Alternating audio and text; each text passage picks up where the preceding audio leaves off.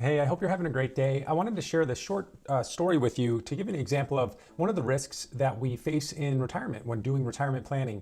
So I got to talk to a really great guy last week, really a couple who's moving from the accumulation or saving stage to now the retirement stage, where they're getting ready to retire soon, hopefully this year. And it's getting into that distribution phase, right? And they just wanted to make sure that they had a solid plan and they're thinking through all the different possibilities or outcomes that could be, different scenarios that could play out for them and their life. But they're in their 60s. They have a little bit over $1 million saved right now, and they can live off of about $6K per month is reasonable for base level expenses. So things look pretty good when looking at their plan, but there's one thing that sticks out that could be a risk. There's usually a few major risks for everybody's plan. One of them here is this idea of single stock risk or single investment risk.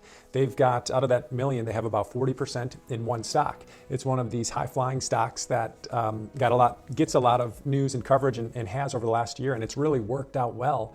And it could continue to go up. But that's quite a high percentage to have in one single stock that could be impacted by a piece of news or competition or some sort of regulation. So that's one of the biggest risks that they're looking at. And I just wanted to show you an example of what sort of impact it could have on a plan. So let me share my screen here and see, here's the example of their scenario, their plan, starting here in year one and then going all the way to age 95. Now, what happens if this single stock risk that they have, if the single stock doesn't work out as planned?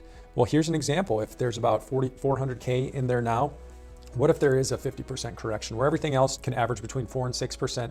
What if this thing doesn't work out?